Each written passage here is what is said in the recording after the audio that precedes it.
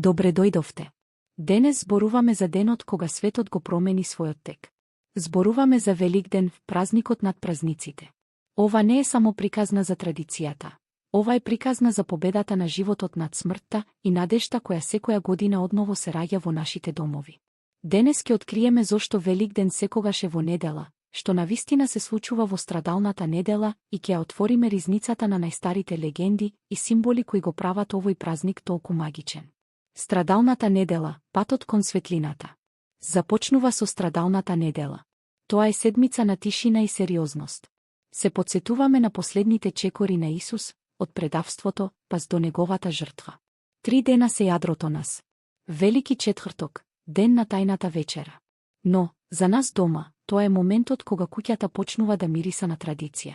Пред сонцето да ги допре покривите, првите 3 јајца веќе мора да бидат вапцани.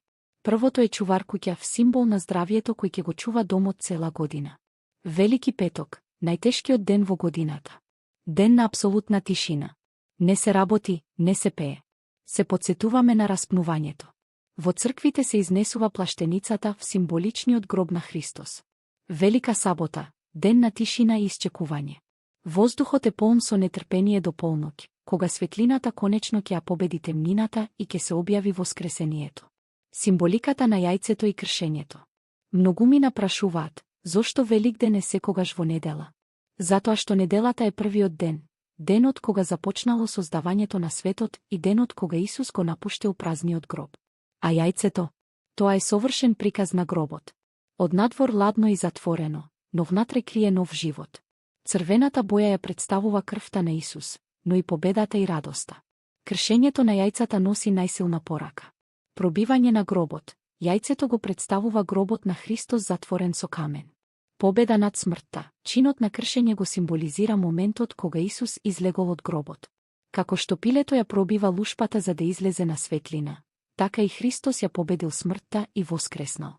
Легенди што му даваат душа на празникот. Она што му дава посебна магија на Великден се народните предание.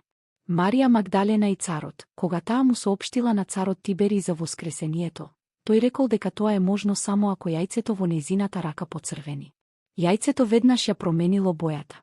Печената кокошка. Се вели дека неверниците се пошегувале дека мртвиот не воскреснува како што ни печено месо на трпеза не оживува.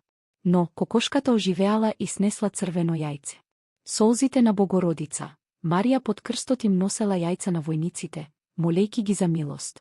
Нејзините врели солзи паднале врз јајцата и ги обоиле црвени. Каменувањето на патот кон Голгота. Секој камен што бил фрлен кон Исус и што го допрел него, веднаш се претворал во црвено јајце. Дарот на овчарот и трговецот. Се раскажува за обични луѓе кои му помогнале на Исус да го носи крстот. Нивните бели јајца во кошничките поцрвенеле како Божја благодарност за нивната добрина и сочувство. Пролетни символи и празнична трпеза. Покрај јајцето, тука се и другите весници на радоста.